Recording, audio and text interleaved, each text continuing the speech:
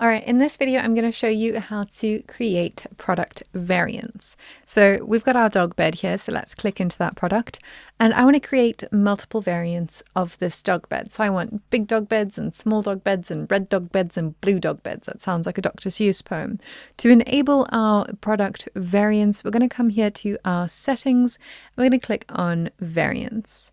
And now we can start creating our product variants. So let's start with size.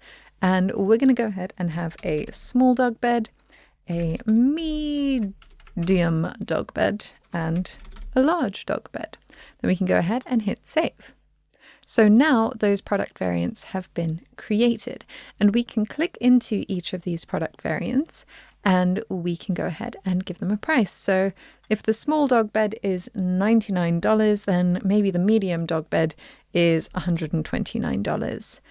And then we can go ahead and hit save. We also want to make sure that this is published.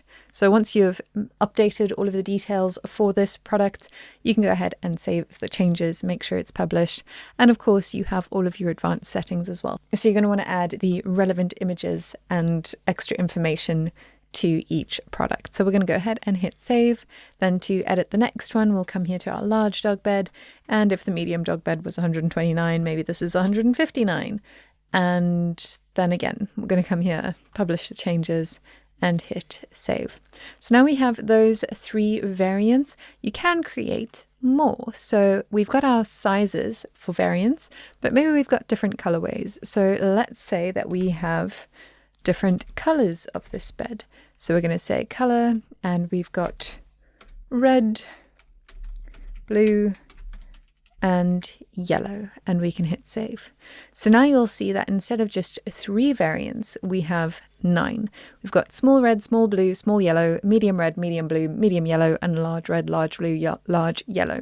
So all of those variations have been created. And so now we can go through and edit all of these and make sure that they are published, and we can hit save. So you're going to want to go through each of those product variants, ensure that all of them are updated, and then when you're ready, publish them. So now when someone views this product, they'll be able to choose which product variant they would like to purchase.